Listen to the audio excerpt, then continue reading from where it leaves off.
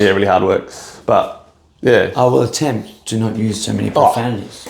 That's whatever. I'll just. And here it was. I'll start today. That's the difference. I left it too late.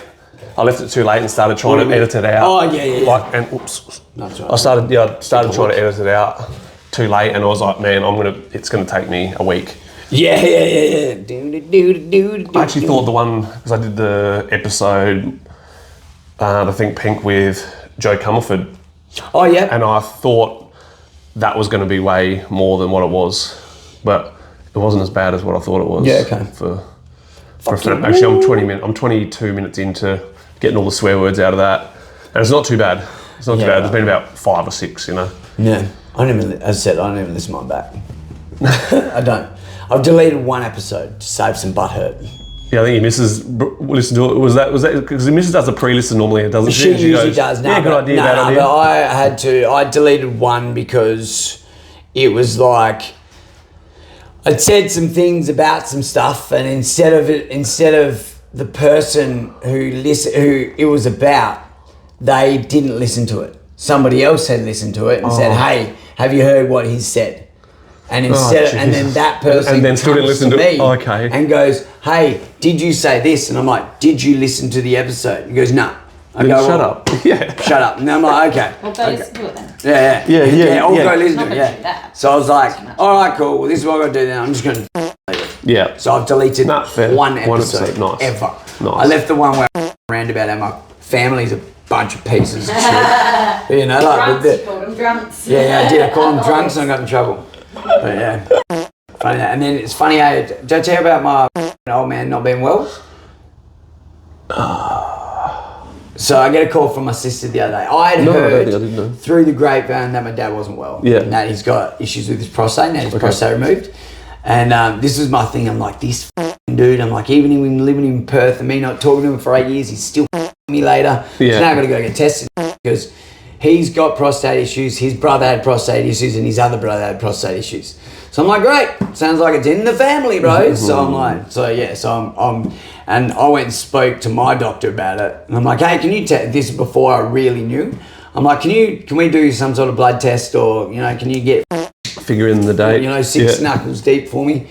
And she goes, no, you're too young, don't worry about it. 2, 3, 4. Yeah, it's going. 6. We're going to. We're going all the way. No, we're going up there. Tickle your ear. So yeah, and she said to me, she goes, you're too young, don't worry about it. And now I'll go back and go, wait, balls deep in my family. Yeah. So can we have a look at this now? And I'll just keep an eye on it and stuff like that. And you walk in with your butt plug, so you're pre-stretched, ready to go. I'm like, hey buddy, how you doing? She's like, no, we don't do it that way anymore. I'm like, you will do it like that.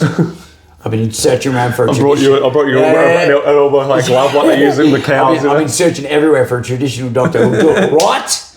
And no, they just want to take a blood test. On that note, g'day guys, how's it going? Welcome to another episode of the Ringlovers podcast. Ringlovers. We're here for another fun-filled episode. I'm about to get in a car and drive 1,000 miles away tomorrow. It's not really 1,000. It's a fair old whack though. It's a good 4-hour drive. It's the drive and then the drive and then the drive. Yeah. Because I go from obviously here to Mount Gambier, and then from Mount Gambier we fight, and then from Mount Gambier we go to Moy Vic, and then from Moy Vic we drive home the same day. Yeah, and there's 40 fights on the card. Yeah, that's 42 fights, I think. Is it? On Moy Vic. Sick. Biggest one ever. Sick. There was 40 on, it was a couple of Decembers ago. And because we had 10 on. Yeah, on right. That one. And, right. That Have was. we been there at the same time? I'm trying to figure. Yeah. Yes. Yeah. When Connor had that first round. That's right. Yeah. That was right. So he's up against a young lad who's 5-0 or something like that, which is it's a good little deal, you know. And he's going up in weight. So Connor was nominated at 67 because his first pro fight on Pride will be at 63.5. So we're like, okay, let's gradually work down. Yeah. I've said to him with this one, this fight is nothing about winning. This is everything about tightening up and being confident. I said, you can be a pro. I'm like, you're going to build confidence in your skills in this. The win or the loss doesn't matter. Yep. I'm like, good. You're going to go out there, you're going to fight well, you're going to fight properly, you're going to look for your thing, you're going to take your time. Yep. Knowing that when you now fight pro, your rounds will be longer, so you're going to have more time. Yep. Because I think that's a That's one of the biggest things that cleans it up. in all of them. You know, like you go from, because obviously Trent's doing the same thing now too. Yep. So Trent's going from fighting 2-minute rounds for amateur boxing to fighting pro rounds where he's fighting 3-minute rounds. Yep. So his whole thing and Connor's whole thing, because they're both very similar, as in they both like to fight. Yep. But they're better when they're. I said to Trent, I said, as a fighter, you suck.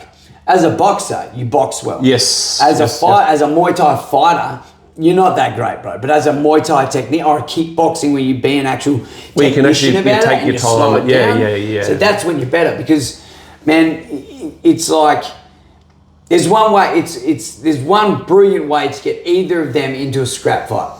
Scrap them and be like, oh, let's go. You know, like they get into that sort of thing. Yeah. So for Connor's thing getting into it, it's like this dude's gonna be young, full of confidence. He's 5-0. He hasn't lost yet. I'm like, what gym are you from? I'll have a look right now. Make sure you hit 0 on your odometer before you leave the house as well. See how many kilometres you do for the weekend. Yeah, that would be interesting. I do it every trip.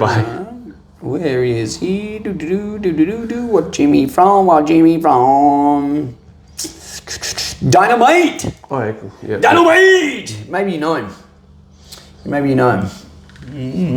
Not sure. Nah. No, don't know. Nah. 5-0, I think. 5 fights, 5 wins. He was at 71, and we're at 67. I said, right, we'll meet you halfway.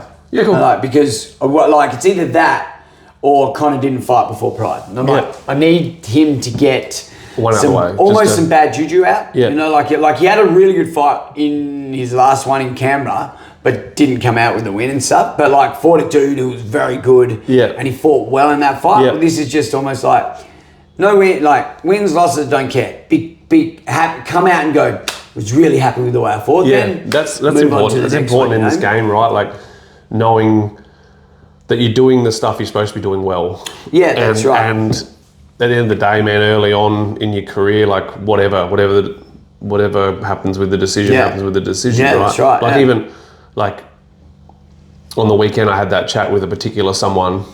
Yeah. Like when it came fight day and they were whinging about how they felt and stuff. Yeah. Jump in there.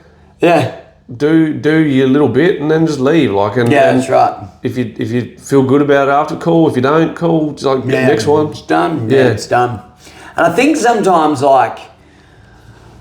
you reckon that takes a bit of career to really understand that?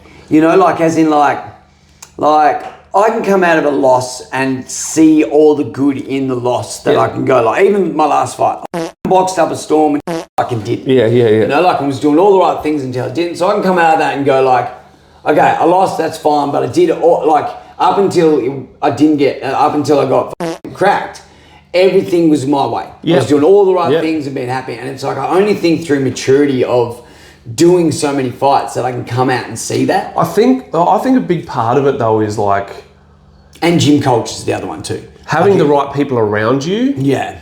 And people who don't usually it comes from lack of the self-confidence. They don't have the confidence in a trainer. So to have confidence in your trainer, you've got to have self-confidence too, right? Like you've got to be comfortable in yourself. Yeah. So that you can go, hey man, you can say to your fighter, this was really good. This is what you did really good. And that's what should be important. That's right. But if they're too busy beating themselves up, they're not going to listen to what you say. Yeah. You become your own worst critic. Yeah. Everyone is their own worst critic. 100%. And at the end of the day, I always say the number one person's opinion is your trainer's. Yeah. So if you're a trainer, and then closely followed by Sai. If Sai comes up and says you did good, then you probably did good. Yeah, that's right. Yeah. But it's if your trainer is man, I'm really happy with this, then there's absolutely no reason why you should be hating on your loss. And almost you've already lost. You really need to double down on yourself to because you're going to stunt your progress. Yes, 100%. You know, that is forever. I use Ricky as an example all the time. Whether she's in her head or not, I don't know about it. Yeah. You know, she'll ask me questions that put her in, like help her get the answers that she needs. Trent's a big dude who will get in his head. Okay. And so whole for Trent's whole fight camp is like, hey bro, we've done this before, you're confident, we know what you're doing. It's just all confidence. Yeah. That was good, that was good, that was good, that was shit, we're not doing that. Yeah. And it's been so nice to watch him and even Connor as well as they get ready. When they have bad rounds, they walk away and just shake it off. That was a bad round, don't worry about it next. Yeah, I shouldn't have done that. You're right, man. You're right. I'm not going to do that anymore. Yeah, they'll go on with the next thing, yeah. I did it to Trent. I put him because Trent's big thing is, like, you've seen him so many times and you see it a lot in a lot of amateurs when it's fight day. Come on, man. It's fight day. Let's go. And they're walking around, they're pacing and they're sort of doing their, like, hitting themselves in the head. And if you're that coach who's trying to rev your fighter up all the same, you're only going to leave them towards where, I can plug that in. You're only going to lead them into a situation where, like they do become overwhelmed with the situation. Yes. As opposed to just letting them go and going, oh yeah, cool, we got it, but. Yeah. So, so Trent's thing is confidence to be able to just go. Is he going to stick to boxing, or is he going to still go between the two? Or I don't know. I had a chat with him yesterday, and like he's the same. He's getting a little bit older, so like the ability to take like leg kicks and body kicks and shit. Yeah, it'd have to be the right matchups, right? Yeah, that's it's more about the right matchups. Exactly. So he ain't fighting 21-year-olds. Like, that's right. Or a fresh 21-year-old maybe. That kind of stuff. Yeah. Like the dude who's fighting next is. I'm not even too sure of his age, but I think it's his, like they're both their pro debut. He didn't have a fully extensive amateur career or anything, they're the same sort of same sort of thing, Which is kind of where our pro boxing scene is anyway. There's either the guys that had a pile of amateur fights because there was no pro stuff. Yeah. Or the guys that had no amateurs and are just going to have a go at pro boxing. Yeah, that's right. By none, I don't mean zero. I mean maybe 2 or 3 or whatever, Which is sort of why you can look at like our pro boxing scene as the amateurs come up, you're still going to be very amateur style pro boxing. Yeah, like Gennaro was. Yeah, very volume related. Very like, oh, go. Yeah, Gennaro was that until the last one. Yeah, that's right. Yeah, that's right. Until he decided to go on now. And like, what was he by the time there? He was 5-0. 5-0, It's going to take that bit of time sometimes to get that. 100%. Yeah, you got to adapt. You got to change your style, and it's either that or you have like a year off of between your amateurs and your pros. That's right. Where you just work on the pro style. Just the pro stuff. And then then you lose a year of your career. Yeah. And you're not young forever. No, that's right. And you don't want to be going into your 40s if you don't have to. No, that's right. Like, it's different. Some people, and like your missus is one of them, I guess. It's like female though. Very different females in regards to males. They get that man strength. And she didn't start it. She didn't start it till she was 35. Exactly. So it's like, and also she got into it in the right time in regards to like, she was fighting amateur boxing when they still had points. Yes. 45-12 with her first fight or some shit like that. Like it was very like that, and then it moved to 10-8s, and then it moved to like, girls can do 3-minute rounds in amateurs now. Yeah. And then now it's gone back to 2-minute rounds with a couple of outliers who are still doing 3-minute rounds, which I think is dumb because... Yeah, they definitely need to be uniform. Here's my thing. Either do it 3-minute rounds, but give them 8-ounce gloves. Yeah. Because ultimately, like the reason why people don't want to watch, and we've spoken about it countlessly, about the big difference between men and women is like a lot of it can be knockouts and stuff like that. It's not as exciting. Exciting, yeah. But but then there is like the fights that are exciting, but they're few and far between. And I think it is the power that they can generate and stuff like that. Yeah. You look like a girl like Clarissa Shields. Yeah. She could fight 3-minute rounds and look like a dude. Yeah. She looks like a dude anyway. Yeah. Trent. And then Michelle Obama.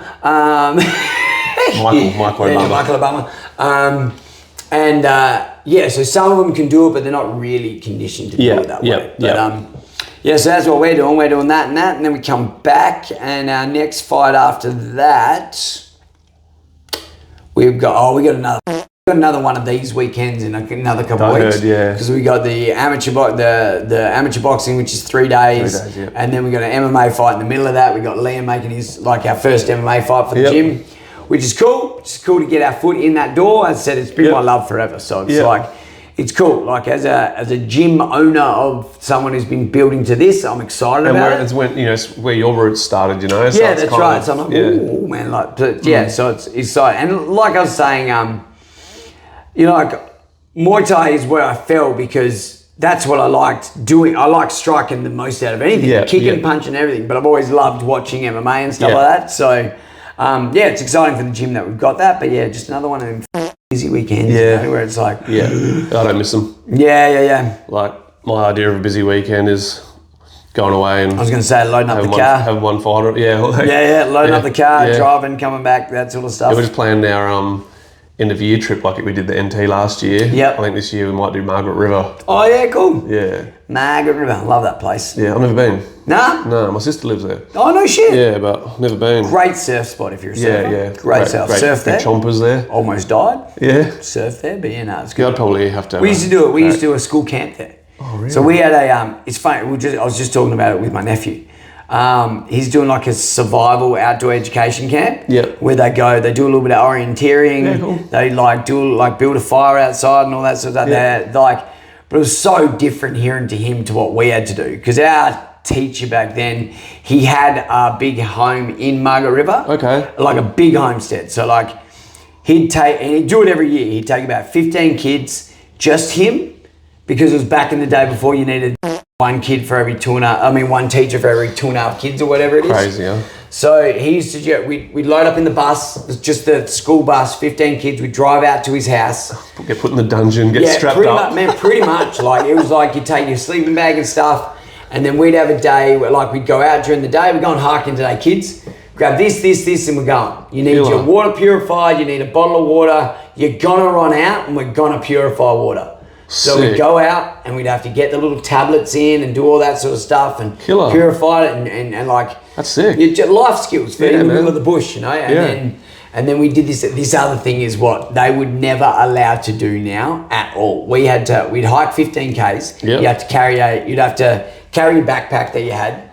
You'd carry it light, like we still had the homestead. So it'd be like, you need your clothes, you need your water, you need something to eat, and you need a plastic bag. And you'd be like, what the f*** do you need this plastic bag for? Make sure you got your swimmers. So we'd do this 15K hike and we'd end up on a riverbank. Load up the plastic bag with all your bag, all your clothes. Swim. You had to swim. We're like, it's above head height. You'd have to, and you need a bit of string. Bit of string, ties onto the bag, ties onto your foot, and you're swimming down the thing. And like, you get in there, you're like, we're surely not doing this. Get water, hurry up. And it was good. And then like at the end, you're on the bus and you're coming home, you're like, hey, I've got a bit of life skills here. Yeah. Like I've been explaining to my son, just like you've got a son, so we've got to try and teach these men how to be men. Yeah, 100%. Right? So I said, like, everyone else is here, mate. Said, we just need to be here. Yeah. All you got to do is just just above everyone else, mate. So Cub had a day off school on Monday. He goes, I don't want to go to school. So you don't have to. I said, but this is what you're going to do. You're going to come do weights with me. Yep. So he came, we did weights together. Said, we're going to go for a bike ride or a scooter. Yep. You're going to draw and you're going to read. Yep. They're the things you go, after you've done that, mate, you can do what the hell you want. Yeah. And he was like, yeah, cool. And then at the end of it, he was like, is this what you do most of your days? And I'm like, pretty much, bro. I'm like, if you want to actually like not have to technically work. I said, you don't want to work in a building and stuff all day. No. He's like, nah, no way. And I'm like, well, starts with having to take initiative and look for a plan and start planning and that sort of thing. You know, like having those fucking heart-to-hearts with your kid and with your son as a dad, I didn't get them. I never got them. So to have the chat with him and stuff is good. Just building that little bit of resilience and all that. Yeah, I probably never really had those chats. I did have those chats with people, but it was never really my dad. No. I had them in later years. I did. Like I had more manly chats with my father. And but I just don't think my dad knew how to communicate when I was young, No. It was only once I got old enough to communicate that he learned to communicate. That's right. And it was funny because back then, a lot of people would say, well, that was just the way it was back then. It wasn't, because all my mates had good relationship with their dads. It's just my dad was slack. Just didn't care, or either didn't care or he thought he'd done enough and, I'm working and blah, blah, blah. And it's like, cool, you've also got to have a relationship with your kids. So Yeah. But, yes, but that's what I've got on my cards. What have you got on the cards, mate? nothing now till Pride. Yep. I got fight team trials next week. Oh yeah, I did see that. Yeah. So you're doing them every 3 months. Every 3 months? 3 months-ish, yeah. Have you, like, do they sign up? Like, do you know how many people are, like, do you They have put a their name rough on the idea? whiteboard. Yeah, I've got 4 names down. Yep. I'm quite excited for 1 or 2 of them. Yep. Another 2 of them are 2 that failed the last lot. Okay. So they're having a crack again, which is really cool. So obviously, like, they surely, if you've tried and failed before, you should be able to know what they When what he I needs asked to do. one of them the other night, like, you been running? Oh, a little bit. And that was the problem last time. Yeah, okay, right. So whatever. It is what it is. So maybe no lessons, will it? No. We'll soon But find out. it is what it is, man. And the thing is, like, they were the first 2 to put their names up there, which I thought was quite cool. Yep. 2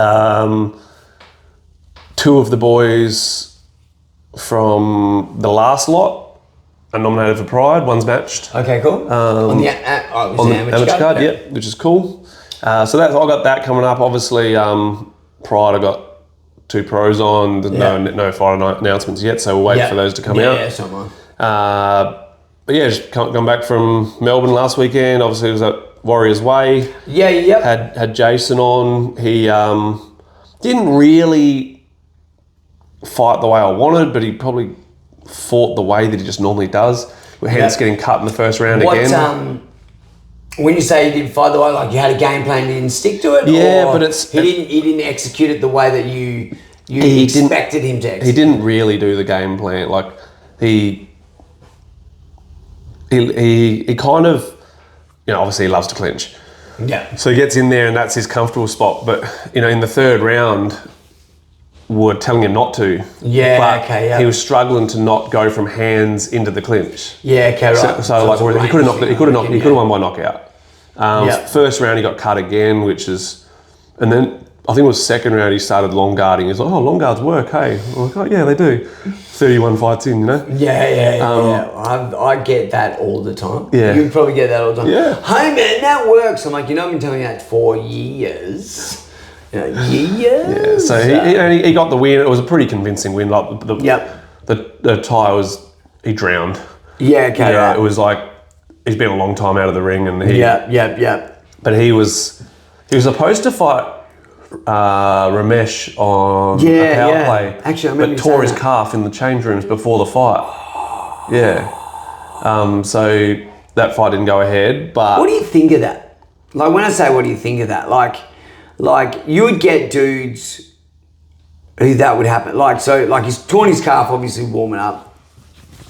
So how do you go about that? Like how do you go about like going, oh yeah, we can't fight. I've just. It's probably going to lead into the next part of the conversation anyway. Okay, right, yeah. Less of a conversation, more of a rant. Man, I think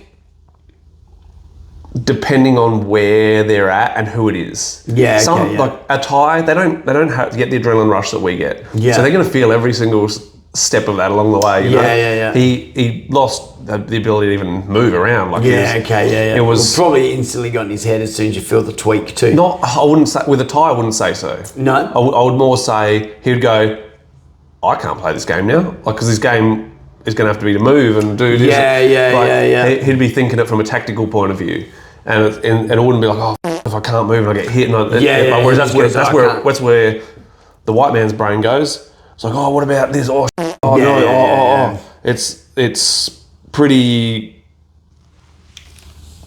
I don't know. There's the difference between someone who gets nervous and someone who doesn't, I guess. Yeah. And then he went out there and like on the other night and started out quite good. I think he was hoping to hurt Jason early so that maybe get stopped. He cut Jason on both eyebrows. One below, one over. Yeah. Had a Mad Dog crew with me. Matt Williams and Don Miller in the corner. Yeah. Which was pretty sick. I was chatting to him the other day. Actually, he'll be in Mount Gambier. Oh, sick. Yeah, you know who he's been sparring with? Trent's opponent. Oh, really? Yeah. Been doing some boxing with. Yeah. Oh. Yeah. Oh, that's cool. I didn't know that either. Yeah, because I think he's going to get some boxes on. He was thinking about getting the boxes on his next show. He goes, oh, what's Sam like? I said, and just to shout out to Sam Dwyer and Josh Frank, the two people who have done most of my promotional work with when it comes to pro boxing. Two blokes who are doing it right. Doing it right, looking after the fighters, paying them right, getting them sorted, making sure everyone's on, like, got their thing, and he's doing the thing, getting international fighters to come in and all that sort of stuff as well. And I've been trying to find some people for Josh. Like trying to help him with get a bit of a bank up of guys' potentials for the future. The next one, So well done to those guys who are actually coming out of the shadow of boxing promotion and actually trying to do it right. I don't know whether it's just because they're nice guys and I get along with them. I think that's a big part of it as well, though. And they're not trying to do the cutthroat thing, and they're not trying to, just do the profit thing for themselves. They're trying to look after everyone. They're actually boxing fans. Exactly. And it's like I was chatting to Sam the other day, and he goes, "I've been through it." I go, "Yeah, I get you." I said, like, we both been through that thing on the raw end of being like the fighter who's got to deal with the shitty promoter. And so shout out to them, they're doing great things. So it's it's nice to see. Nice to see. So the obviously Jason got the win. Obviously, the thing everyone's talking about from the weekend was a particular other fighter not rocking up on fight day. Which is the same sort of thing. And I was being quite, like, I did my think pink about it, and I was quite politically correct about it. I was actually pinkily correct. Yeah, pinkily correct. Had I we have made up a new name.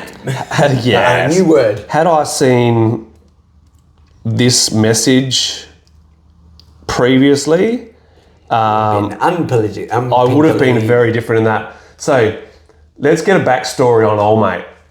So old mate left his old gym, his previous gym on the bad terms, just paranoid that people were talking about him and whatnot, and just started sending abusive messages to the gym owner. And then always the worst thing to do. But when he'd previously been matched on a show and come weigh-in day, disappeared, and the trainer going to find him because he was worried about him because he actually hadn't heard anything from him, didn't know what had happened, and do we know the reason for that no-show? He admitted that he just pussied out. Okay. So he rocks up to the house, and the dad starts abusing the trainer because he is forcing him to fight, and then finally said fight him. I was going to Giorgio Badamucci. So he was like, "No, Daddy, I'm actually like just pussying out. They're not making me fight. It's something it's on me or whatever." There's only one person that makes you fight, and it's you. Yeah, 100%. You're the only one. Like, it's no. I've said it a million times. You don't have to be a fighter. No. Why be a fighter if you don't want to be? There's one thing you have to do if you're going to fight, and it's make weight. It's the only thing you don't have to train. Fight. Yeah, and fight. And fight. Actually, rock up because he made weight. Okay. So that fight, like, he didn't rock up to the weigh-in, so that fight was off. Obviously, then he started dramas with the gym and then left there. He hit me up, it'd be 12 months ago now, to move to my gym. And at the time, I was like, "Yeah, man, come down, like, do it like a trial period, see how you go." Never saw him. Yeah, okay. Then 6 months later, he rocks up. It starts showing up in videos at One Muay Thai, which is another kettle of fish altogether. He obviously, then there's been dramas with that gym. That gym's shut down or whatever. And then I get a message from him saying, "Hey man, like, I'm fighting on the same fight show as Jason. Can I come down and train with you guys?" I go, "Come down." It was the day I got back from Thailand. I was like, "Come down tonight, we'll have a chat." So I said to him, "Look, man, like, I'm happy to help you get to this fight, but it's..." Was he doing his prep with you? Like, was he coming down and doing the training? Or was he not? So he, we'll get to that bit. Okay. So obviously you saw in the group chat I put in there asking a poll for the guys, like, and then four people from our gym voted, and they've all voted no. I stayed out of that poll because I didn't know who the. I don't know who the. That's good. Like, and then if you don't know, obviously I'd been warned about him anyway. Yeah. So I said to him, "Look, man, I gave you the opportunity 12 months ago to come here, and you didn't. You can finish your fight prep here, but that's it." Yeah. Okay. Right. And man, he went without nothing. I was checking his weight. I was dealing with the promoter for him. I just said to the promoter, don't put my name on him. Yeah. I'd spoken to Hammer 2 weeks earlier, and I go, look, man, I'm doing my bit. Like, no promises. Yeah. Like, I already had an inkling that it wasn't like, man, he wasn't rocking. He did his first Wednesday. Hated his first Wednesday, obviously, because he didn't rock up for the next Wednesdays for the next 3 weeks. Yeah. And it was always like, well, the first one just did a no-show. Second one, he goes, oh, I'm pretty burnt out. I need the night off, like midweek rest. But these are the things, when you don't push past that, they're the things that make you quit come fight time. Who's that English dude? We both like him, and he's an MMA coach, and he's on Irish guy. I can't remember his name. I don't like it. And I reposted a thing about that. He was saying the other day, the days you don't want to go. Go. Fucking walk through 100%. Walk through the thing. It's the days when you're conquering your mental weakness. That's it. And he's clearly mentally weak because and that's on no one but himself. Yeah. And so missed out on the 2 Wednesdays. The next one is like, oh man, actually was a fight week. Yeah, fight week is like the whole, I'm starting to feel run down. I go, and I started just saying, like, watch him take a dive. Yeah, okay. But so I've just received this screenshot of a message this morning. So Giorgio was previously supposed to fight Ash Sermon, and Ash pulled out with a broken hand, and Giorgio decided to troll him and call him a liar, say that he wasn't really injured and that kind of shit, which is pretty ridiculous when someone's got a broken hand. But like literally like really rudely like calling him out, saying he's a wanker, like saying, whatever.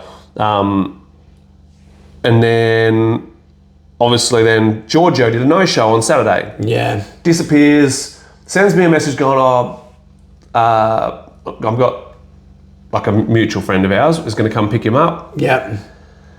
I'm like, no, I ran into him. I was walking across the road to the shopping centre across the road. He was sharing a room with Jason. Jason had, he was sharing a room with Jason. I was walking across to the shopping centre across the road. He was walking back. I go, oh, you got some food? What you got? He's like, oh, I just got some sushi. He's like, oh, I'm feeling a bit like, I'm like, here we go, another excuse. Yeah. Already setting up the reason to lose. Yeah. But at that stage, I didn't realise it was setting up the reason to do a runner. Yeah. I'm feeling really, really lethargic and on this and I'm like, man, it's all right, just jump in there tonight, see how it goes, and if it doesn't, then it doesn't. It doesn't. Next. Yeah, and then you can work out, because that's because you was has his gym had one shut? What was that? Is one Muay Thai shut? That I know of, yeah. They haven't got so the he had same nowhere place. to go after this anyway? No, so he after this fight, he's going to do this fight, and then you've said, I hope we get prepped, but then that's it. Yeah. So after this fight, he's going to find somewhere else to go anyway. Yeah. So it's like, So he's done, and then we'll fight. So me being, I was just honest with him. I was like, I'll help you get through to this fight and all that sort of shit. I was like, how you feeling? Oh, okay. And I was over at the shopping centre. I get a message from him saying, oh, Jack's coming to pick me up. I'm going to go hang out with him for a little bit just so I don't go stir crazy in the room. Like, yeah, cool. Anyway, I got to like, the amateur card started at 6, pro card started at 7. I was wrapping Jason's hands in the room and I messaged Giorgio going, can you please come back, man? I want to get your hands wrapped. So I got like a procedure. Get hands done early, whatever. No reply. So I rang Jack. I go, bro, can you just get Giorgio back here? And he's like, bro, he's not fighting. I'm like, what do you mean? And he's like, he said he's already spoken to Alexi. Yeah. And that he's not fighting. He's not feeling good or whatever. I'm like, what? So I go to Jason, wait here.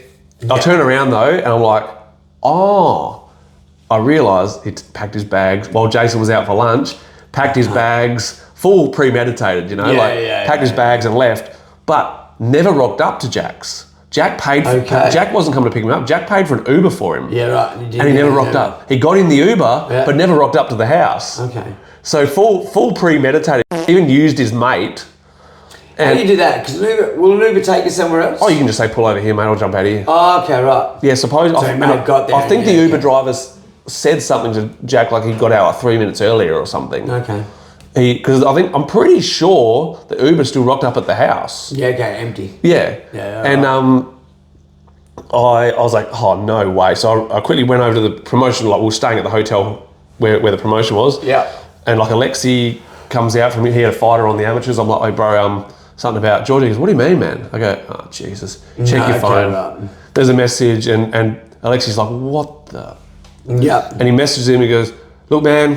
He goes, hey bro, just get down here. He goes, jump in, do the manly thing. Yeah. Take a dive, just get in there. Yeah. And there was no reply, no nothing.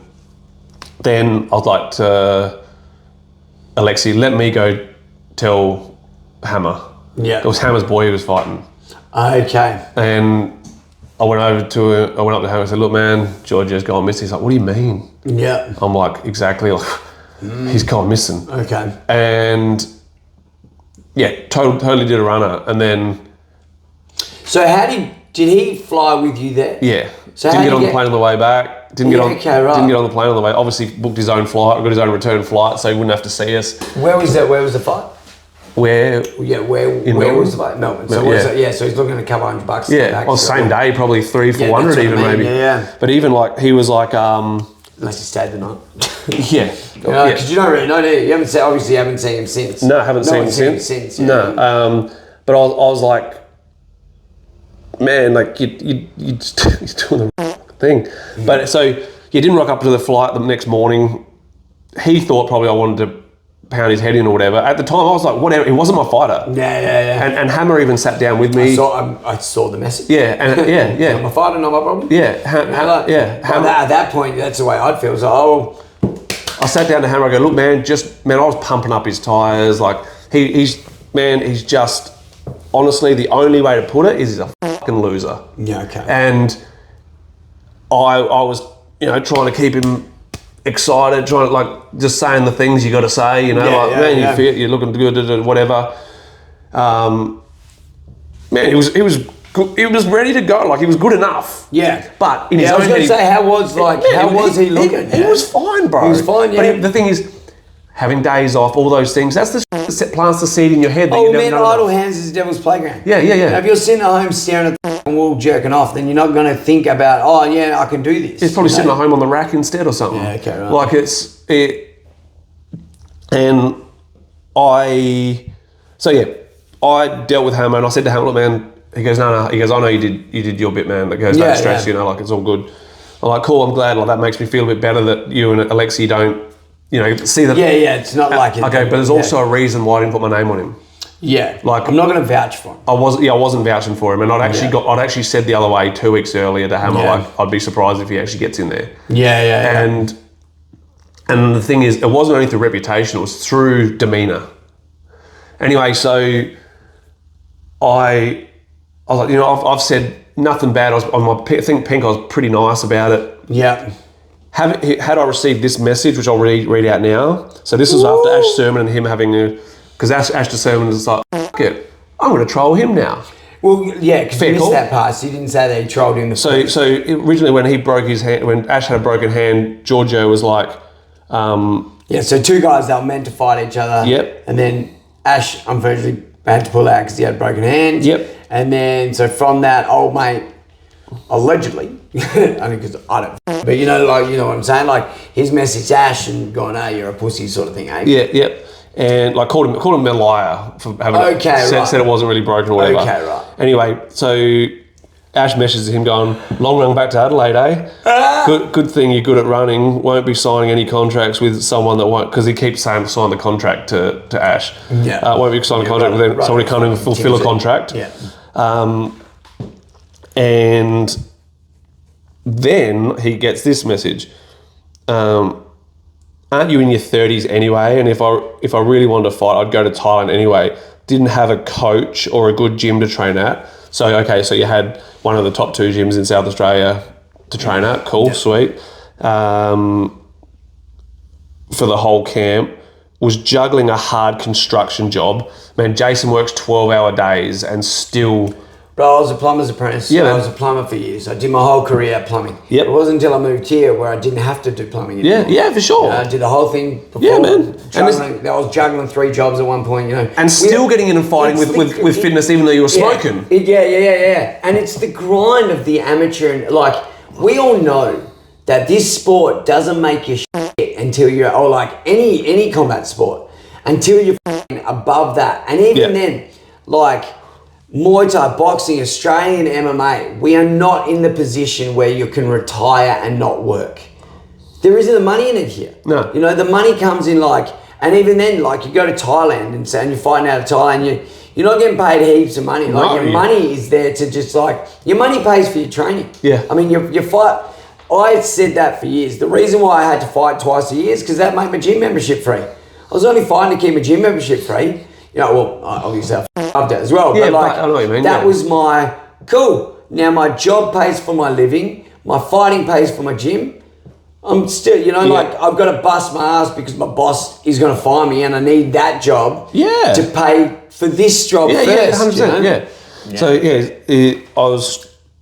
the whole camp was struggling, was juggling a hard construction job with training at a gym I'm not even from, but that's your problem. Yeah, that's right. That's no one else's problem. The gym you were from, you in that nest, and then you went to another gym that was always going to be a shitstorm.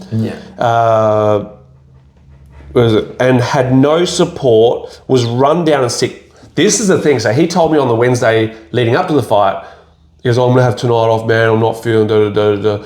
And then the next night, oh man, I'm still battling a temperature. Bro, when I saw him on weigh-in day at the airport in the morning, I was surprised. I said to Jason as we're walking in the airport, I'll be surprised if he's here. He was here, yeah. He was, but there was never a cough, he was normal, he was talking, he was bubbly.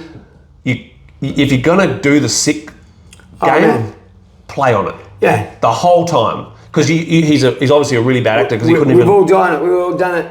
I just got to call me boss. Yeah. Oh, bro. Yeah. It's hard. I can't come into work Exactly. Run down sick and kept away by... I kept awake by every C-bomb next to a shit pub. So where we stayed... Bro, there was one, like I sleep light. I wake up at nothing. Yeah, there was one loud outburst and I actually looked at my clock at the time and it was 1 a.m. Yeah, okay. So we'd been in bed for like 3 hours or something at that stage anyway. And then there was one loud outburst as people were going back to their cars or whatever. Yeah. Where we were placed, I don't give a shit about the Melbourne Muay Thai scene, which is probably the best in Australia, next to New South Wales. The biggest stepping stone. Yeah. There's other opportunities elsewhere that actually look after you. So there was this is the worst bit for me. Like hearing don't run down saying that you never felt welcome in my gym. Yeah. You're the common denominator. Yeah. You're the common denominator. Like you're always the problem. But you're always going to point the finger at everyone else because it's easier than actually owning you. That's right, yeah. But when you get your flights paid for, accommodation paid for, you took the $100 food money even though you knew you were doing a runner. You'd obviously planned it. Then everyone had to give their BSB and account numbers at the weigh-in. Yeah. And the accountant done pays. Yeah. It wasn't until the opponent said to the trainer that he'd been paid that they realised that he'd been paid too. Yeah, okay, right. Like, so it was, the accountant isn't at the fight still. And, no. You know what I mean? Like, his job is to pay the people. Yeah, that's right. And to do the monies. Yeah. And they not answering. They'll probably change that from now on. 100% they will. That's probably the first fight show ever that I've known where they paid them before they fight. No, so it wasn't paid before though. It was the detail, it was the accountant just didn't. Yeah. Obviously, new situation for the promoter, so he didn't think to go, I'm going to cancel that payment. Yeah. Like the payments, all the details, they weren't paid before the fight. Oh, okay, right. But I would love to know. So it's almost like a time drag debit. Yeah. And once the thing's done, it's like boom. Or maybe they sat down that night. The accountant. It was an accountant. It wasn't the promoter. If the promoter was trying to get old, he's not getting anything. Yeah, that's right. Yeah. Oh, yeah. So I get what you mean. Yeah, it's never been. Wouldn't have got past. Never didn't speak to the right because it's probably Hammer was stressed. His flight missed out. His promotion, like he had to try and explain it. Was he trying to look? He probably. Oh, well, I suppose by then it's too late to try and look for someone else. You can't because of the old days. You could, but because of the combat sports and that. Yeah. But so I hope that he's going to reimburse the money that he owes, because he owes them about $1,500. Yeah, that's a lot of money. Yeah. Like when promotions barely make $1. I was going to say any promotion, that's a lot. Any promotion. It totally comes down to the fact that this guy is a grub, and it's on no one else but himself. Yeah. He made choices. He decided to go to a gym that suited him so he could do his thing, so he could do his way stuff. Man, guys, like I don't regret letting him come and train at my gym, because I didn't. It's neither here nor there to you. It's not. Not everyone knows. It's not on me. Obviously, I've had the messages going, "Oh, what happened to your boy?" Like, wasn't my boy. Yeah. Like, I gave him what he needed leading up to the fight. He was more than ready to fight in every way but in his own head. And that's the problem. When you're an egotistical twat, it's never going to be enough.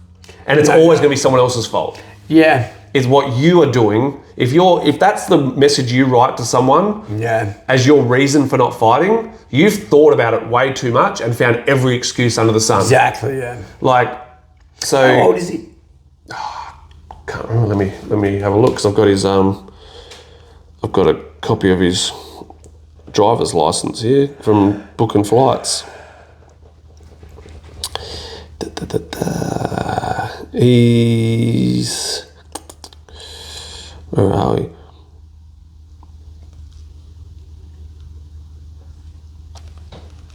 $26. Yeah, okay. Almost 26. Young, dumb age. Yeah, like, and the thing is, 26 is the new 12. In a roundabout way. Yeah. Well, he's the same age as Jason, though. Yeah. And I'll tell you what, Jason would rather get in there and get bashed than to dog people like that. Yeah. Because Jason actually knows what loyalty is. Yeah. Man, you're making your own choices, mate. Yeah. You're deciding to be an idiot or not be an idiot. You're deciding to do the right things by yourself or not by yourself. Like, so with a situation like that, I mean, obviously, like we're talking down about it now and stuff. Do you think there's a chance to come back? No. You know? Like, man, I'll tell you where he might he could go to Thailand. Yeah. Queensland. Yeah. Or fight on kickboxing shows. But what about, and even publicly? Publicly, like for example, he should be ashamed of himself. Yeah. So he shouldn't want to go out in public. Yeah, no, but okay, I obviously I'm the tit to your tap in this podcast. This is why we do it, right? So, and I agree. Like I look at a lot of like that and I go, man, that's a hard road back, and you burnt a shit ton of bridges. Yeah. And there may not be any bridges for you to cross anymore, but could he rebuild them if he came out publicly and said, "Oi"? Like, you know, if you own it, man, like. But he's proving that he's not owning that's it. That's what I mean. If he from day 26. One, if on that day, on that Sunday, man, guys, I messed up. I just shit the bed. Yeah. Straight up, honest. Yeah. Like factual. But clearly doesn't want to do that. Yeah, and that's what I'm saying. Like now, he's doubling down now because he's like. I still think it's too late because he's done it before. If it was a one, first off. Yeah, okay. If he'd done it once and that was it. Yeah. I just think clearly he's a dog.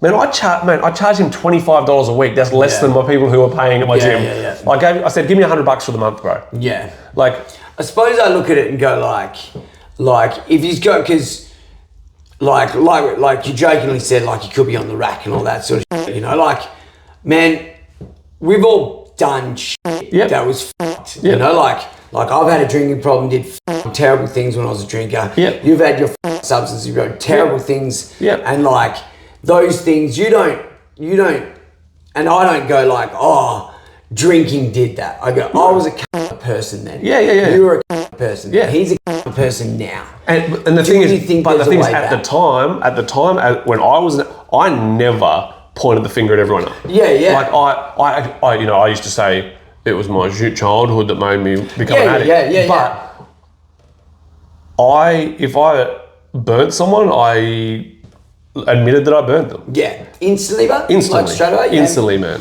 So like that could be like, that's just your character. Yeah. Like he has no character. Yeah. And so he has zero. Like, as I said, like I don't condone anything that anybody does like that. But I also look and go like if Muay Thai or combat sports is what he wants to do, and he's done this big fuck around thing, and like as I said, like he's reached out to me and said, come, like he wants to come here. Yep. I'll give anybody a chance to walk in the door and say good day and that. And I know now the backstory and stuff. So it's like he's now got so much more to prove. Yeah. To me. Yeah. And like to show that he's not that dude, but like I was gonna say, is there a way anyone, not him, anyone who does that in this sport to come back and to be like, you know what, hey, like I'm not talking like now, like let's do the gig, let's say goes, I can't do this sport anymore, like because he's so ashamed or whatever. He bows out for a couple of years and comes back newly improved. Let's say if he does have substance abuse, he goes to rehab, talks about it, gets on top of it, and then comes out public and go, oi, I was a fucking big dumb. 100%. Is there a way for someone like that to make their way back? But do you know what? Just as the same as we have when we were 100%. But where that's funny is, or he goes, aren't you in your 30s? Like anyway, like talking about Ash Sermon. So in those the time it's going to take to rebuild that name, he's going to be the one in his 30s. Oh yeah, exactly. And then you're going to be the Muay Thai guy. Yeah. Good luck, mate. Yeah. Good luck. If you haven't done the right things by you, if that is what the problem is. Yeah, that's right. Like I just wonder, like if as I said, this isn't even about him. He's doing his thing, but just in general, like there's always a chance to build back. Way, like you can burn a bridge with a gym and. But the thing is, talking to that person, not bitching about them behind their back. If you come and talk to that person, go, man, I really messed up. I'm sorry. Or this. Okay. Yeah. That's work. Anyone can do that bit though. Remember that as well. Anyone can say the words. Oh yeah, of course. It's the actions. It's the actions that come after it. So even during this, because I had a bit of a word to him a couple of times about. I talked to him about what he's done previously. Yeah, and he goes, I was young, I was dumb, I was da. He goes, I know what I wanted. Like he actually said all the words too. Like right now, that ain't that time. But that's the thing with most people. They'll say whatever they want to say. It's an addict thing. Yeah. And it might not be rack. That was just my go-to. Oh yeah. It could be anything. He might not even. It could be anything. It could be, he could be addicted to wanking, whatever. Yeah, that's right. Yeah. He could have some. There's clearly, he's clearly mentally weak. So, like maybe it's time to get onto a psych and actually speak to a psychologist and try and figure out what's going on in your head. Because this might not be like, we obviously see things in our sport. Could be so much deeper than that. Yeah. Like we're all messed up. Yeah. Like I was going like it could be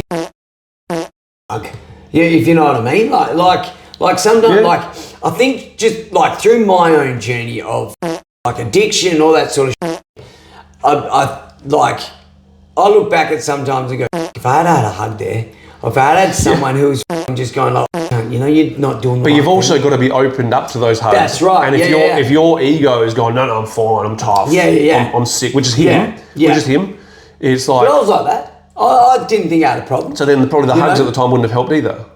No, you're right. Yeah. I mean, in hindsight, it definitely takes your self-realization to get 100%. past that. Like, it's got to start with him to go like, oh. And this should be one of their wake-up calls. Man, the NA, the AA, all them things. And once again, we're going to the addiction. It might not be. No, but like I'm just looking at the mental health in general. Yeah, or like the message that this stuff gives. Yeah. It's like it all starts with you. It starts with you, and you have to own your shit. That's right. You can't be pointing the finger at my work's hard or this is hard. Yeah, that's right. Sorry, but everyone has a life. That's right. Man, I was doing 12-hour days building stages, bro. Yeah. Like scaffolding. I was scaffing for 12 hours and still getting to training. Yeah. So, okay, let's, like, with that sort of thing, it's like, let's say, okay, so you were scaffolding all day, still going to training, but let's say in that point in your life, you're actually neglecting a partner, you know? Didn't have one. Yeah, but that's what I'm saying. If I had other stuff in place, I probably wouldn't have been, like, for me, it was like, make the money to get back to Thailand, work. So, and train. Yeah. So make the money, and make the money and train. Yeah. So those two things so I could fight. Yeah. So those were the two things. If I had a missus, I didn't need a missus. Yeah. That was my life at the time. Yeah. So if he's got a missus, then sorry, you're gonna have to drop one or the other. Yeah. You know what I mean? Like, quit your job. I suppose what I'm trying to, it's like so you were doing that to get to this. Whatever that is, there was neglect. Still had a goal. There could have been neglect somewhere else though. Yeah, I wasn't doing my laundry. I wasn't cleaning my bedroom. Yeah. You know what I mean? Like, that's right. I was focused on two things. Yeah. And it wasn't, my things weren't, those things when I was focused on that, I was keeping my boss happy. Yeah. And I was keeping my trainer happy. I suppose I look and go, can he or anyone actually turn around and go, okay, the first step of getting over my problem is admitting that I have a problem. 100%. Yeah. So if he, like, that's where he's got to start. But admitting it and doing absolutely nothing about it. That's what I mean. They're linked. Once you've admitted it. Yeah. Oh, yeah. You then have to 100% do something about it, or you're just an idiot. Yeah, that's right. Yeah, of course. So if you, like, that first step, so he's got to take that first step. If he can take that first step, can he come back? Is sort of where I'm at. We're like, let's take him out of it. Okay. Not even him. Anyone. But someone doing what's happened here, good luck. Yes, you can come back. People respect me. Yeah. You got like. But it's also what I was doing. I wasn't selfish about it. It was about me. Wasn't that selfish? It was damaging me. Okay, right, yeah. So I wasn't. Yeah. So I wasn't. I wasn't like doing runners, and I wasn't this, and I wasn't that. I was always making sure that the boxes were ticked. Yeah. Okay, and I think that's why still people say, like, this is why we still have respect for you, because you did it. Yeah. Okay. Yeah. Like, oh man, if I upset people along the way, and they had a go at me, I never said, "Oh no, it was your fault." Yeah. Like it was. You can come back from it. Yeah. But you've got to own it. Do you reckon that there's people in your life now who may still think that you haven't mended that bridge? Yeah, you know what I mean? Like so people who like, or like people that like maybe you're unbeknown to that. If you know what I mean? I like that question, because the thing is, those people probably aren't in my life. Yeah. So that's the thing. It's like I've got. But are they not in your life because they abandoned you, or because you abandoned them? Maybe a little both. You know what I mean? Maybe a bit of both. Yeah. But it's like, it's also someone like Nugget, for instance. Yeah. He was one of the people who I burned. Yeah. And man, we had dramas though. Like it got pretty heated. Yeah. But man, I'm wearing his shirt right now, and I genuinely love that guy, and he's my friend. He's not just one of the boys. He's my friend. Right, yeah. So and what did you do to mend? Owned my shit. Yeah, that's right. But at the time. Yeah. Okay. Right. At the time. Yeah. I think because I'm the same. Like I think I'm very similar in that. Like if I fuck up, I'm pretty quick to go. No, I didn't know so and so did it. Yeah. That was me. But this is also. But like that's like. When I moved here to Adelaide, I say this continually. The David Goggins book changed my life. Yeah. Because it was all about accountability. Yeah. Before that, bro, I was fucking pointing fingers. Yeah. Before I actually realised, like, I've got to take accountability for shit.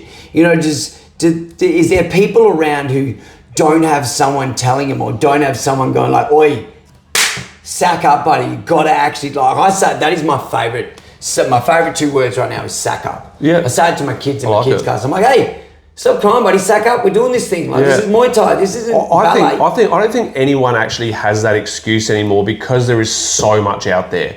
Anyone can just. Yeah. Man, so much help. And everyone is just scrolling social media endlessly. If you're searching the right things on there anyway, like if you're looking up, you know, like I automatically have old mate, whatever his name is, McConney, that MMA guy.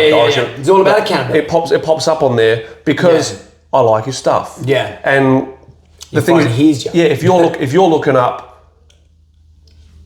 cokeheads partying. Like if that's what your algorithm is. Yeah, that's right. Yeah, you're just digging your hole. Yeah. You're digging your hole. I just sort of think like, and when you've hurt people, how do you come back? If you've hurt people, if your algorithm should automatically be changing on, like, I've hurt people from this sort of stuff. What's self-help like? And then that stuff starts just you search that in Google once. Yeah. Your YouTube. Automatically on your Facebook, everything, it automatically starts pumping out adverts for stuff, and this, and if you're, I mean, that's what my feed at the moment now is a lot about self-accountability, obviously Muay Thai, and then I've got this thing, like, I watch that adolescence thing, and a lot of this stuff is a lot, like, I have a lot of things in my feed where it's like, men and women and the way they treat each other, because that's what I'm going through with my son right now. I've got to make sure that he's doing the right thing so that he's becoming a good man, but he's not going too far too one way, and he's not going too, because everyone's all softer these days, and you can't say this and you can't say that, but you need to do this and you got to do that, and white men are bad and women are the king, white straight man with the devil, are the queens, and I've got a white straight boy. I'm trying to make sure that he doesn't fall into this thing of like being on the rough end of just because. But the thing is, that's the thing. We need to instill mental toughness in him because the system is making our straight white sons the devil. That's right. So is this the same thing with old mate Giorgio? Did he not have somebody in his like thing now? Like even now, like it's not your responsibility. Not at all. It's not the 1FC guys. It's not Jordan's responsibility. If it's his old man, you know, like not saying the right things to him or whatever. Like I'm not going to comment about his dad and his relationship. At the same time, I think at the same time, if you need someone to say something to you, if you can't see what you have done is wrong, I think you're miles off. Yeah, like, definitely. And like everyone has that chance to come back, right? But if he ain't at that time. No, not now. No, not now at all. And the thing is, this was the time where he could do it and could turn his life around now before it's too late. Before he's trying to be a mid-30s fighter starting from zero. So with this, like, okay, well, here's, like, we do this podcast to try and speak to people. We do this podcast to make sure, like, to point out the things that we've done wrong. We did these wrong things, you know, like I said, not to this extent. But, like, we did our own wrong thing. Is this his chance to go to listen to the stuff that you're saying, maybe watch this, maybe listen to other people and go like, 100% it is. 100% it is. But do you know what he's doing? He's going to be sitting there, 100% he watches this. And 100% he's sitting there going, like egotistical grub. Egotistical grub. That's my opinion of him. I was going to say and a lot of other people's. But man, I'm not making. That's not me telling you to think that way. No. Because as I said, I don't know the dude from Barcelona. And like when he reached out, I'm like, well, and at this stage, I'll probably say you're lucky. So it's like when the dude walks into me, if he walks into me, I go, okay, you got a clean slate, but you know you got a heap of shit behind you. You've got a wipe clean with because I go like. So let's say it's no different to if another fighter comes from another gym. Does trainer know you're here? You know, like have you spoken to them about leaving the right gym? You know, like are you have you mended that bridge so that I don't need to deal with like for this, you're my friend, we do this. I don't want to have to take. I don't want to take the dude on for you to come here with your team one night. Then you know like that's my biggest fear for you if he does come here is that he's seen in a picture here. And there's repercussions for your gym because of it. Because it's the people that were involved with Saturday night. Man, it was the size. It was all these. That's what I mean. That like Mark Hardcore was there. Like everyone who's everyone. Everyone's talking. Andy Parnham was there. Like these people. I worry about the repercussions of you taking him on. Well, as in me personally because of them. Because here's the other thing either- too. man- If they look at me and go, "You're a piece of shit for taking him on," that's a bad. They have a wrong way to look at me. They do 100%. Because but they it's need also to look like at me separately to them. Yeah, but it's because I'm running a business. Yeah, 100%. I get that. I get If you that. know what I mean? Yeah. The thing is, you don't know how people are going to. No, yeah, that's right. When someone's done that dog and burnt Yeah, a yeah, pile of people, that's right, yeah. that could be their go-to. Yeah, that's right. Yeah, yeah. And like I've said, like for anybody coming here, you got to go through my team first. Yeah. It's not even me. You got that good community. You know, where I've got a team where it's like egos like don't we've fit said, in. Nah, man, no. Egos don't fit in. My team will turn around and go, "Ah, he's no good. Nah, he doesn't belong here. He's not our people. He's not our, like... I have similar. Yeah, that's right. So, which is probably why you said, Yeah. I'll give you the chance to get ready. And so you opened the door for him to get ready for it, and he's burnt you straight off the bat, if you know what I mean. Yeah, So, he hadn't burnt me until he sent that message. Yeah. Until he pointed the finger at us. I'm not defending him at all. I don't know him from bar of soap. I just was wondering how anybody like that who does that sort of thing, is there a way back, or are we so shut off in our community of Muay Thai that you burn us once, we don't For me, unless he goes to Thailand, I don't think he's ever a fighter again. Yeah, if that's his thing. And I mean, like, man, people are going to remember that. It was plastered over socials that people are going to remember that in 10 years' time. Yeah, that's when right. he's 20, Because here's the other 36. thing. Who's not to say that I go, yeah, you can come on, you turn all good and blah, blah, and he does make that full transition. I nominate him, they go, nah. That's what will happen. That's what's going to happen, yeah? So that, there to me, I don't, like, that's not on me. No. That's on there, but like, as I said, like, I'll be like all I can say is like, oh, he tried, he's better now, and then they're going to go, nah, I'm going, sorry, buddy, you burnt your bridge too far. Yeah. You know, it's nothing to me. Yeah. Like, that's when it becomes, like, it's always going to be nothing to me like that. Like, I'm never going to go, I'm never going to plead. I'm never going to plead for somebody else's case. That's your job. Yeah, 100%. You know, it's like, if I want you to think good about me, I'm going to go, hey, man, I'm better now. I've done this, I've done, you know, this. This obviously comes out just over a week after it all happened. Yeah. And, you know, you're still in that period of time where you can own it and you can... So time will tell, and as you said, you don't, like, you're not confident in that turnaround because, as you said, he's going to watch you. The assumption is that he's going to watch this, his ego's going to take over and go, he's just talking about him, me. And then in this, he might listen to this and go, oh, well, you're with him now. Well, I'm not going to go there anyway, which is cool. I like it. As I said, it's neither here nor there to me. It just feels like neither here nor there to you. Yeah.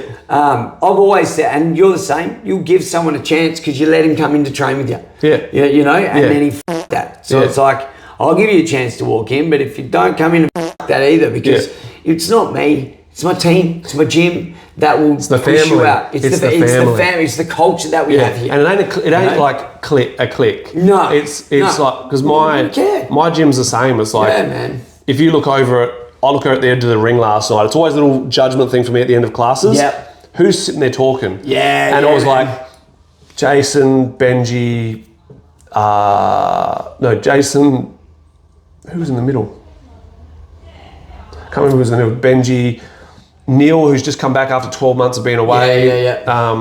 He's going to do the fight team trials. Okay. Young philo lad. Yep. He was sitting there. There was like 4 or 5 guys. Bundy was there. It was like this little. He's still in town. Still here? Yeah, cool. He's just flat out with work. Like, we just had dinner last night. Yeah. But it's like, there's no divide between the fighters and the. No. Everyone, like, it's the same here. We've got a pretty big gym now. Everyone's starting to blend in. You know, like we are really. And it goes one of 2 ways. They either blend in and everyone talks to everyone, or they end up being cliques. Yeah, that's right. And we don't. I had that because I grew too quickly at the end of COVID. Okay, right. At the end of lockdowns, it grew too quickly, and I had that group there because it would be like 5 or 6 would come in together. 5 or 6. So it would end up being that bitching about that bitch, and then, you know, like it was that kind of stuff. Yeah, we don't have that. We've got. I don't anymore. I don't think I've never had that, actually. I've been lucky to never have had people bitching about other people within the gym. We got our goobers. Everyone's got their goobers where it's like they're a little bit different, they're a little bit left to set, and you're like, oh, that guy's a little bit odd. You know, that guy's a little bit on, but so am I. I'm probably the oddest one in here. You know, but yeah,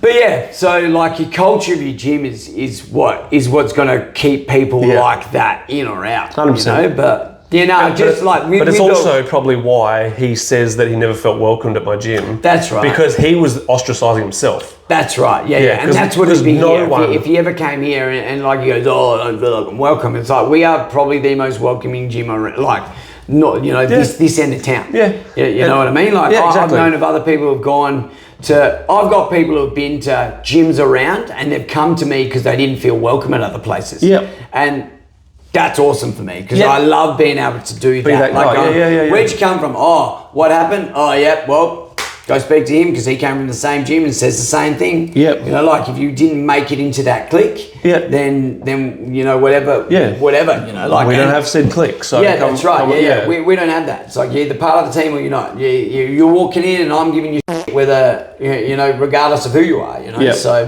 But I just like with the whole thing. It's like obviously we can talk about how people can do this. It's like and like I said, this podcast is so about informing things on how to do things, how to fix things, how to not do those things. So the thing is, everyone can take from this is don't be that guy. Yeah, and if you're going to pull out, he obviously knew weeks ago that. So if you're gonna pull out of a fight, pull out 2-3 weeks in advance. Yeah. Whatever excuse you want to use. Yeah. I've had it, man. I've had guys, and I don't talk anything about them, bro. No. 2 weeks out, they're going, oh, I've got heaps of work. Yep. Okay. Yeah. Sorry, my guy's out. Yeah, that's like he's just pulled a heart muscle. Yeah. But there's no public shaming.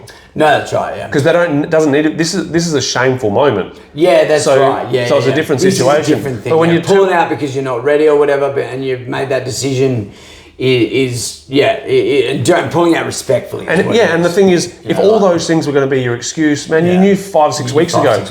Before you came to my gym, you knew that you didn't want to fight. Yeah, 100%. You're trying to make an excuse or trying to live up to I'm a fighter. Well, you know what? I can guarantee you're not. Everyone likes the idea of being a fighter. Yeah, but no one has to be one. No. So if you choose to be one, be one. Be one. Yeah. That's right. We leave it at that because you've got to get out of here at 11. Yes. What time is it? 11. Oh, Jesus. Yeah. Jesus. Sorry about that. All right, sweet. Well, good episode, bud. Yeah. Really Still really questions good. coming in. Yeah, keep it in because we're going to smash them. I thoroughly enjoyed that chat. Yeah, me too. Actually, to be able to fucking bring up some shit and then talk about ways. Cool. Yeah, that was really good. We've owned that in our life. Everyone take a lesson from that. And that is the fucking thing, man. Like, I do own my shit. Yeah. Like, I really do try and own my shit. I'm going through it now with a lot of stuff. Just mentally, I'm trying, like, talking to my wife and, like, owning things that I'm doing wrong at home. And do that, guys. Own your shit and own it early. Yep. Don't be ashamed that you fucking... That you messed up because everyone messes up. Yeah. And don't be ashamed that maybe you messed up and doubled down. Just double down hard the other way by telling people how much you fucked up. Yeah. I should have done this and blah, blah, blah. Yep. Yeah, good times. Anyway. Thanks for that, brother. Thank you. Good, guys. We will see you soon. One last thing before I go. April 26th is Anzac. No, 25th is Anzac Day. I'm having a big event at my gym. I want everybody to come from. This is a welcome to every gym. 4:30 till 5, we're doing kids. We're doing a big run for Beck's dad was diagnosed with leukemia. Everybody knows someone who's had cancer touch them. You have, I have, everyone does. We're looking for the right thing to donate the money to. So if you know the right way, so that we're not paying for people's fee, paying for shit. Do you know what I think the best way is? Any of those big corporations, charities or whatever, that it's not like cancer research, don't even touch it. Because they're not doing a thing. It's almost like cancer support. It's like the people who have lost their family members and they the single mum who's got her 6 kids. Because dad passed. Because he cooked himself with the chemo or whatever. Yeah. Like those, I think that's the way. That's the charities that needs to go to. Like no cancer research. Scrap it. Don't ever put money in it. Yeah, it's more support the victims of it. The victims of it. Yeah. So Anzac Day 4:30 till 5. We're doing kids. It's a $10 donation for half an hour of sparring, and then 5 till 7:30 we are doing.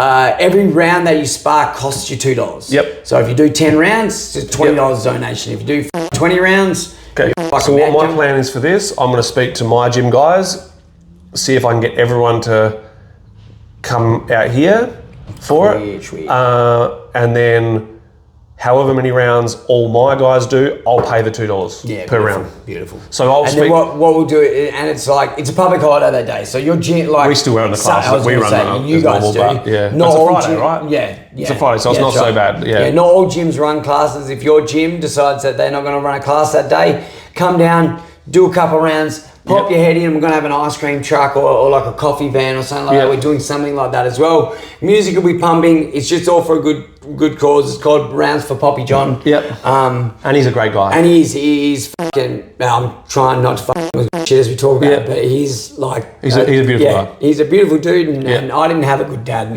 And he's my good dad. Yeah, for sure, 100%. I really hope that we can really fucking make it go off. So please come down, and if you don't, then pop your head in. Yeah, Say good day, drive past, yell, toot your horn, whatever.